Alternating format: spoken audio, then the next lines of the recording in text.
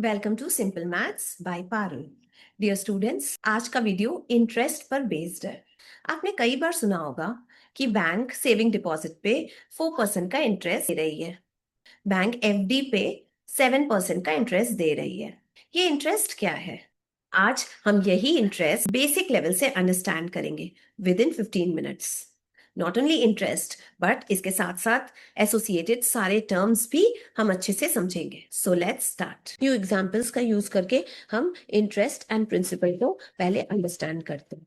शाम को अचानक 1000 रुपीज की जरूरत पड़ी तो उसने राम से उधारी मांगे। तो राम ने क्या किया? 1000 रुपीज 1 साल के लिए शाम को उधारी में दिया। उधारी में दिया मीन्स लेंड किया। तो अब क्योंकि राम लेंड कर रहा है दैट मीन्स राम लेंडर हुआ, एंड शाम बोरो कर रहा है जरूरत पड़ने पर राम से, तो शाम बोरोवर हुआ। 1 साल खत्म होने के बाद शाम ने राम को ये 1000 रुपीज राम के तो रिटर्न किए ही, इसके साथ साथ कुछ extra amount that is 25 rupees भी रिटर्न किए। ये एक्स्ट्रा 25 रुपीज इंटरेस्ट कहलाता है। एंड ये जो 1000 रुपीज है जो श्याम ने बोरो किए, जो राम ने लेंड किए, ये 1000 रुपीज प्रिंसिपल कहलाता है।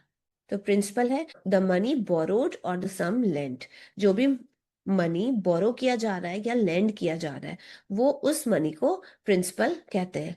इंटरेस्ट का मतलब है जो एक्स्ट्रा अमाउंट प्रिंसिपल के साथ बोरोवर पे करता है लेंडर को, वो एक्स्ट्रा अमाउंट इंटरेस्ट कहलाता है। अब क्वेश्चन अराइज होता है कि इंटरेस्ट क्यों दिया जाता है, इससे बेनिफिट क्या होता है? तो चलिए समझते हैं। देखिए, लेंडर ने ये 1000 रुपीज दिए जिसके बदले में 1 साल के बाद उसे कुछ ज्यादा अमाउंट मिला, दैट इज 1025 रुपीज मिले। तो ये एक्स्ट्रा अमाउंट जो लेंडर को मिल रहा है वो उसकी इनकम है। अगर राम ये 1000 रुपीज अपने पास रखता तो क्या ये 25 रुपीज उसको एडिशनल मिल पाता? नहीं मिल पाता। बट यही 1000 रुपीज लेंड करके राम 25 रुपीज अर्न कर ले रहा है। तो राम को प्रॉफिट हो रहा है 25 रुपीज का। इस प्रॉफिट से राम का आगे भी इंटरेस्ट बना रहेगा शाम को पैसे देने में। तो इंटरेस्ट अमाउंट का सबसे पहला फायदा है कि लेंडर को प्रॉफिट होता है एंड लेंडर का इंटरेस्ट हमेशा बना रहता है मनी लेंड करने में। अब ये तो प्रॉफिट हुआ राम को। अब शाम को क्या बेनिफिट हुआ? पैसे लेके, मनी बोरो करके। तो शाम को जरूरत के टाइम पे ये 1000 रुपीज कम में शाम की नीड फुलफिल हो गई एंड राम को प्रॉफिट मिल गया। तो इसलिए इंटरेस्ट अमाउंट बहुत इंपॉर्टेंट होता है पे करना, सो दैट इन फ्यूचर भी लेंडर का इंटरेस्ट बना रहे आपको जरूरत के टाइम पे पैसे देने में। सेकेंड एग्जाम्पल से भी समझते हैं इंटरेस्ट एंड प्रिंसिपल को। राम ने 1 साल के बाद बैंक राम को उसके 1000 रुपीज तो रिटर्न कर ही रहा है, साथ में 25 रुपीज और एक्स्ट्रा रिटर्न कर रहा है। तो ये 25 रुपीज क्या है? तो ये एक्स्ट्रा मनी 25 रुपीज जो बैंक रिटर्न कर रहा है राम को प्रिंसिपल के साथ, ये एक्स्ट्रा अमाउंट इंटरेस्ट कहलाता है। एंड जो अमाउंट बोरो किया गया या जो अमाउंट लेंड किया गया, यहाँ पे 1000 रुपीज, ये 1000 रुपीज प्रिंसिपल कहलाता है। तो क्लियरली विजिबल है राम को 1000 रुपीज देने के बदले में एक्स्ट्रा 25 रुपीज मिल रहा है 1 साल के बाद। तो राम को तो प्रॉफिट हो रहा है 25 रुपीज, लेकिन बैंक को क्या प्रॉफिट हो रहा है पैसे राम से 1000 रुपीज लेने में, वो हम समझेंगे। बैंक राम जैसे कई लोगों से डिपॉजिट्स को एक्सेप्ट करता है, फिर उस बल्क डिपॉजिट को बैंक किसी काम में इन्वेस्ट करता है।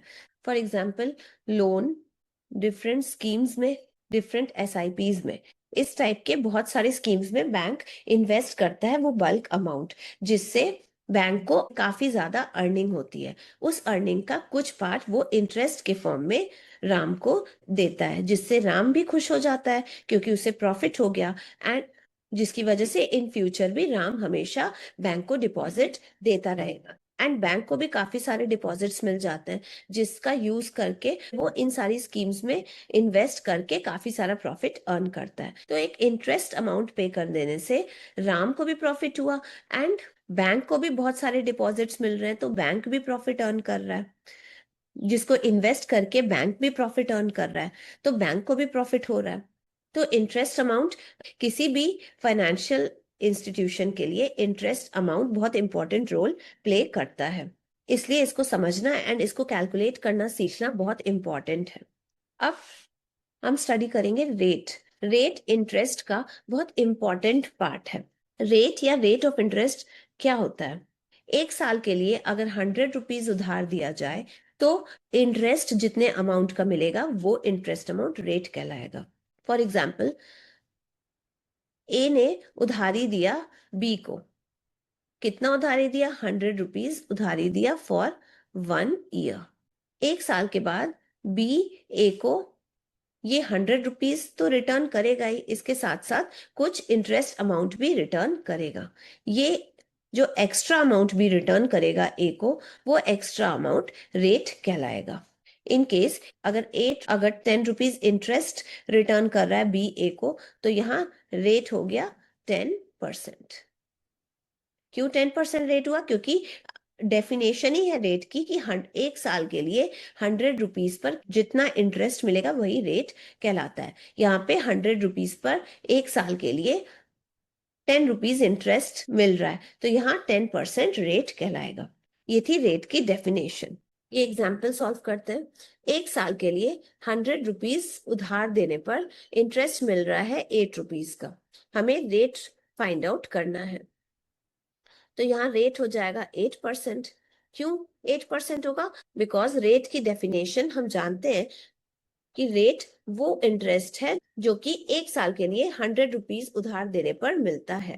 तो यहाँ पे 100 रुपीज उधार देने पर एक साल के लिए इंटरेस्ट मिल रहा है 8 रुपीज का, तो रेट हुआ ना 8% according to the definition. So 8% is the answer. एक और एग्जाम्पल सॉल्व करते हैं जिससे रेट का कॉन्सेप्ट और क्लियर हो जाएगा। क्वेश्चन है 500 रुपीज एक साल के लिए उधार देने पर इंटरेस्ट मिल रहा है 25 रुपीज का।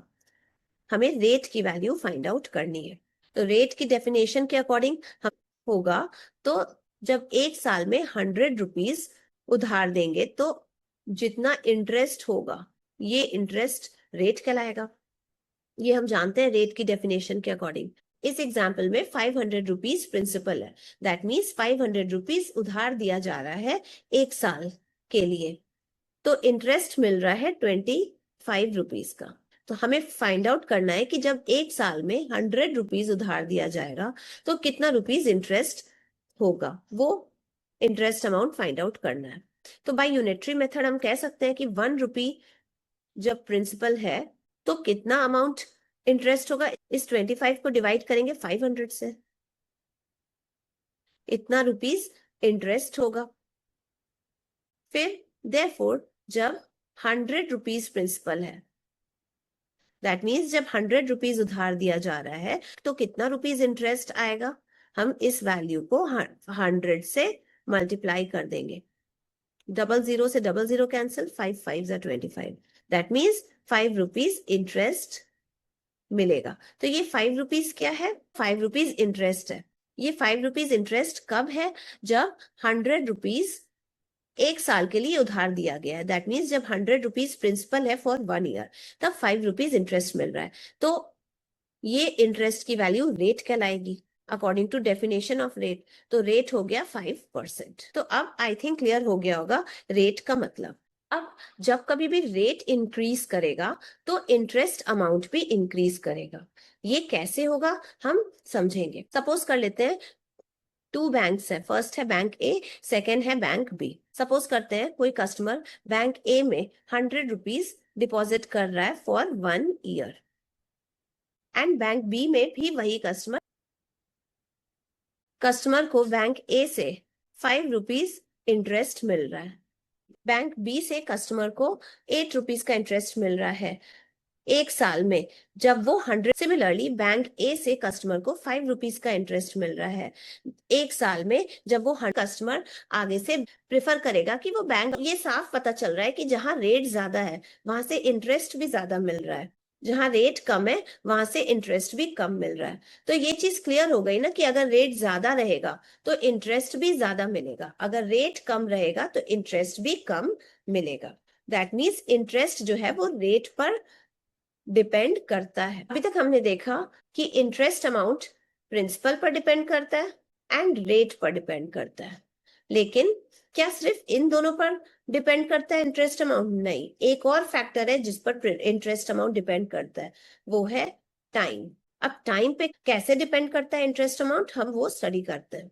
टाइम क्या है? जितने समय के लिए पैसे को उधार में दिया जा रहा है उस समय को हम टाइम बोलते हैं। अभी तक हमने जितने एग्जाम्पल सॉल्व किए उसमें 1 ईयर के लिए पैसे को दिए जा रहे थे, पैसे को लेंड किए जा रहे थे या उधार में दिए जा रहे थे।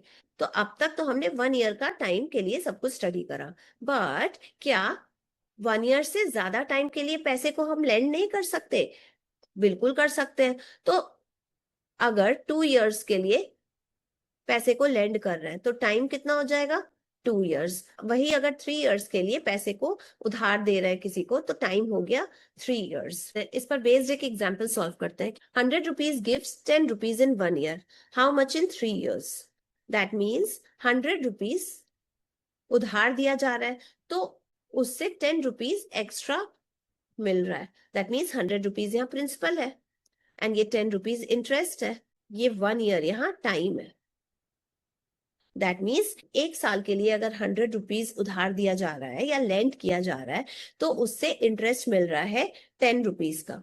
तो 3 साल के लिए अगर इसी 100 रुपीज को उधार दिया जाए या लेंड किया जाए तो कितना रुपीज का इंटरेस्ट मिलेगा? 1 साल में इंटरेस्ट मिल रहा है 10 रुपीज का, तो 3 साल में इंटरेस्ट कितना अमाउंट मिलेगा? 10 × 3 दैट इज 30 रुपीज का इंटरेस्ट मिलेगा। तो आपने देखा ना, जैसे 1 साल से 3 साल हुआ वैसे इंटरेस्ट अमाउंट भी इंक्रीज कर गया। 1 साल के लिए इंटरेस्ट अमाउंट था 10 रुपीज, वही 3 साल के लिए इंटरेस्ट अमाउंट आ गया 30 रुपीज। तो दैट मीन्स अगर टाइम इंक्रीज करेगा तो इंटरेस्ट अमाउंट भी इंक्रीज करेगा। दैट मीन्स अगर ज्यादा टाइम के लिए हम उधार दे रहे हैं तो इंटरेस्ट अमाउंट ज्यादा होगा। दैट मीन्स हमें उससे इंटरेस्ट अमाउंट भी ज्यादा मिलेगा। अगर कहीं कम टाइम के लिए उधार दे रहे हैं तो हमें उससे कम इंटरेस्ट अमाउंट मिलेगा। तो इंटरेस्ट जो है वो टाइम पर बहुत पर डिपेंड करता है ना। अब हम अमाउंट देखेंगे कि अमाउंट क्या होता है। सपोज करते हैं पर्सन ए पर्सन बी को 100 रुपीज लेंड कर रहा है फॉर 1 ईयर। आफ्टर 1 ईयर यही पर्सन बी पर्सन ए को विथ इंटरेस्ट सब कुछ वापस कर दे रहा है। दैट मीन्स ये 100 रुपीज जो कि ए के थे वो तो वापस कर ही रहा है, इसके साथ साथ 10 रुपीज एक्स्ट्रा वापस कर रहा है as an interest.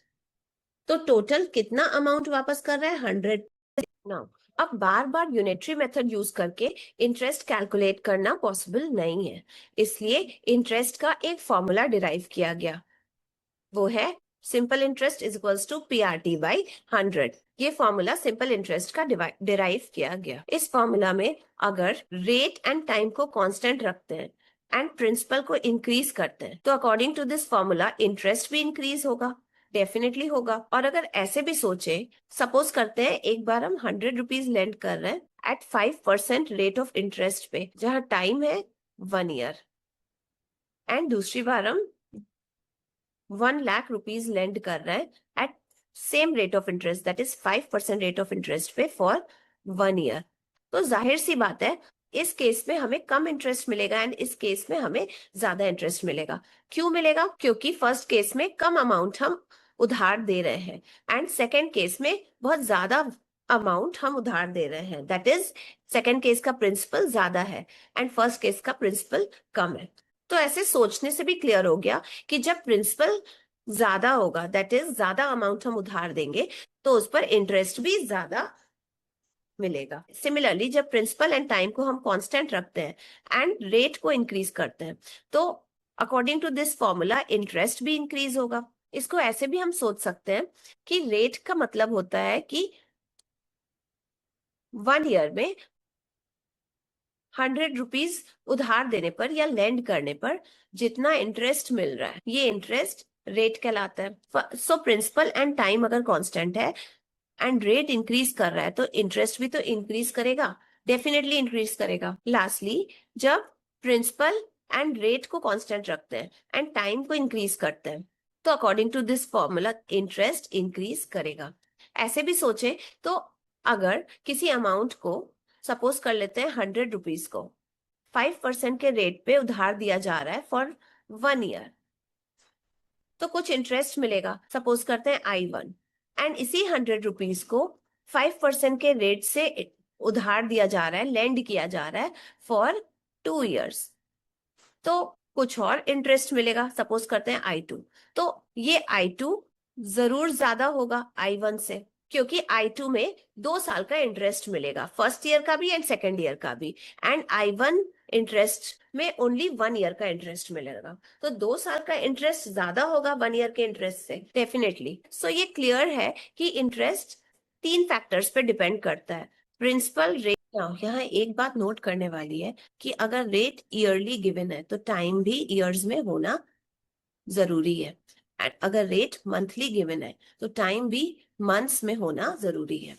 For example, अगर रेट की वैल्यू 5% पर ईयर है एंड टाइम की वैल्यू 2 ईयर्स है, तो इस आर के प्लेस में तो हम 5% लिख सकते हैं, लेकिन क्या इस टाइम के प्लेस में 2 ईयर्स लिख सकते हैं? डेफिनेटली लिख सकते हैं इस टाइम के प्लेस पे 2 ईयर्स, क्योंकि टाइम जो है ईयर्स में है एंड रेट भी ईयरली गिवन है, इसलिए टाइम के प्लेस में हम 2 ईयर्स लिख सकते। लेकिन वही अगर टाइम 6 मंथ्स गिवन है तो इस फॉर्मूला में रेट के प्लेस पे अभी भी हम 5% लिखेंगे, क्या टाइम के प्लेस पे 6 मंथ्स लिख सकते हैं? नहीं, टाइम के प्लेस पे 6 मंथ्स नहीं लिख सकते। क्यों नहीं लिख सकते? क्योंकि यहाँ टाइम मंथ्स में गिवन है एंड रेट ईयरली गिवन है। तो हम इस टाइम के प्लेस पे क्या लिखेंगे? सबसे पहले हम इस 6 मंथ्स को ईयर्स में चेंज करेंगे। कैसे चेंज करेंगे? 6 को 12 से डिवाइड करके वैल्यू मिलेगी 1/2 ईयर्स। अब ये टाइम ईयर्स में एक्सप्रेस हो गया। अब 1/2 को हम इस टाइम के प्लेस पे लिख सकते हैं, डेफिनेटली 1/2 को इस टाइम के प्लेस पे लिख सकते हैं। क्यों? क्योंकि यहाँ टाइम ईयर्स में एक्सप्रेस्ड है एंड रेट भी ईयरली गिवन है, इसलिए टाइम के प्लेस में 6 मंथ्स ना लिख के हम 1/2 ईयर्स लिखेंगे। सिमिलरली, अगर रेट 5% पर मंथ है एंड टाइम 6 मंथ्स है, तो क्या इस टाइम के प्लेस पे 6 मंथ्स लिख सकते हैं? डेफिनेटली लिख सकते हैं इस टाइम के प्लेस पे 6 मंथ्स। क्यों? क्योंकि रेट भी मंथली गिवन है, तो टाइम की वैल्यू जो मंथ्स में आएगी वो वैल्यू हम लिखेंगे। यहाँ टाइम की वैल्यू मंथ्स में 6 मंथ्स है, तो यहाँ इस टाइम के प्लेस पे 6 मंथ्स पुट करेंगे।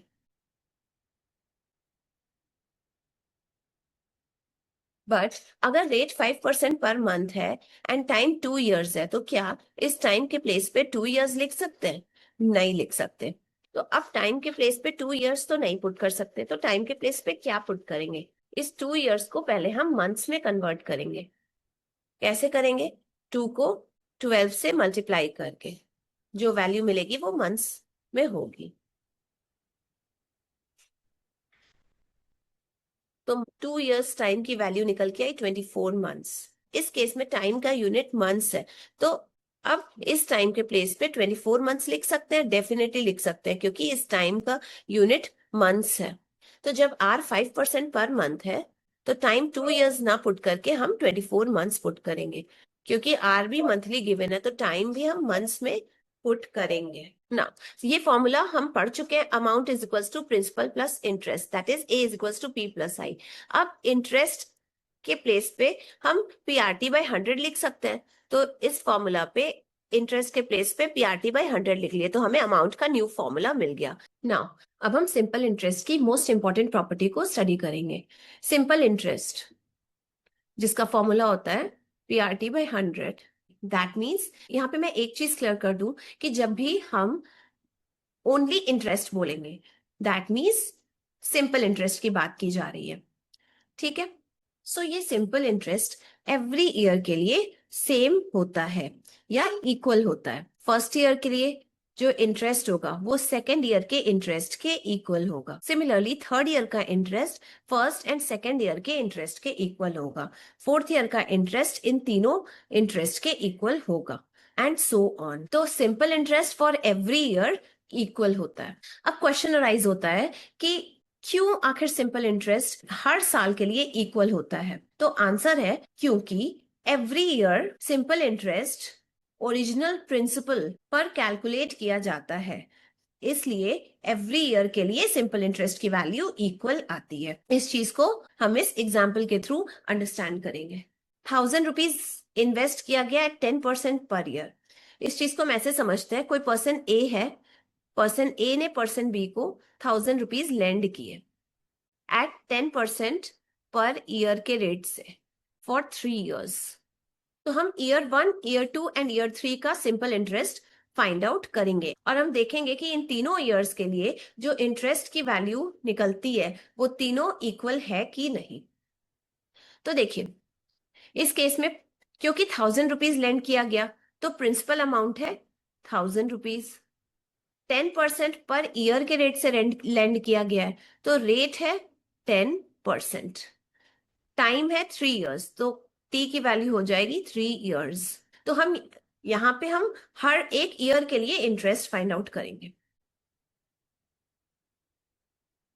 For first year simple interest की वैल्यू कितनी होगी? हम जानते हैं सिंपल इंटरेस्ट का फॉर्मूला PRT/100। पी के प्लेस पे 1000 लिखेंगे, आर के प्लेस पे 10% लिखेंगे एंड टी के प्लेस पे 3 years लिखेंगे। नहीं, ये तो क्वेश्चन में 3 years गिवन है, लेकिन हम सिंपल इंटरेस्ट फर्स्ट ईयर के लिए कैलकुलेट कर रहे हैं। First year means first year का ड्यूरेशन कितना है?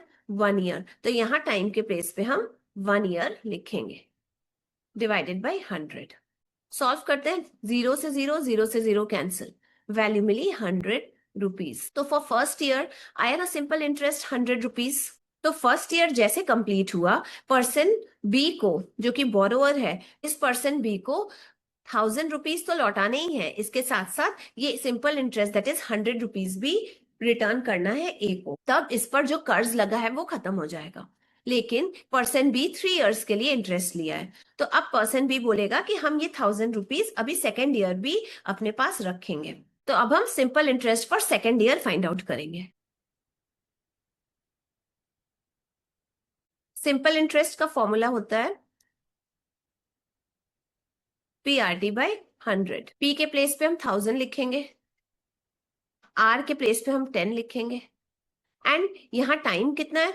क्वेश्चन में तो टाइम 3 years गिवन है, बट यहाँ पे क्या 3 years लिखेंगे? नहीं, बिकॉज हम simple interest for second year calculate कर रहे हैं। सेकेंड ईयर का जो ड्यूरेशन है जनवरी से दिसंबर तक, तो 1 year हुआ ना टाइम ड्यूरेशन, तो इसीलिए यहाँ पे हम टाइम के प्लेस पे 1 year लिखेंगे डिवाइडेड बाई 100। 0 से 0 कैंसिल, 0 से 0 कैंसिल, वैल्यू मिली 100 रुपीज। तो simple interest for year 2 value निकल के आई 100 रुपीज। ईयर 1 के लिए भी वैल्यू थी 100 रुपीज, ईयर 2 के लिए भी सिंपल इंटरेस्ट की वैल्यू 100 रुपीज फाइंड आउट हो गई। तो आपने देखा ना क्यों ईयर 2 के लिए सेम वैल्यू फाइंड आउट हुई? क्योंकि यहाँ पे जो प्रिंसिपल अमाउंट है सेकेंड ईयर के लिए वो 1000 रुपीज ही लिया गया। दैट मीन्स जो ओरिजिनल अमाउंट था वही कर्ज जो है एवरी ईयर के लिए प्रिंसिपल अमाउंट बन जा रहा है। ये सिंपल इंटरेस्ट के केस में। आगे हम कंपाउंड इंटरेस्ट पढ़ेंगे, उस केस में एवरी ईयर ये प्रिंसिपल अमाउंट चेंज हो जाएगा, तो इसीलिए इंटरेस्ट की वैल्यू चेंज हो जाएगी। वो तो हम बाद में देखेंगे, अभी फिलहाल हम सिंपल इंटरेस्ट डिस्कस करें।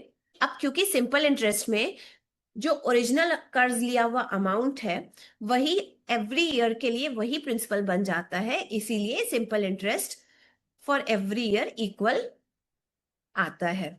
सिमिलरली अगर हम थर्ड ईयर के लिए फाइंड आउट करते हैं सिंपल इंटरेस्ट, तो भी हमारी वैल्यू 100 रुपीज ही आएगी। एक बार कैलकुलेट करके देख लेते हैं। यहाँ पी के प्लेस पे हम ओरिजिनल लेंड किया हुआ अमाउंट लिखेंगे, वो है 1000 रुपीज। आर क्योंकि 10% है तो आर के प्लेस पे 10 लिखेंगे।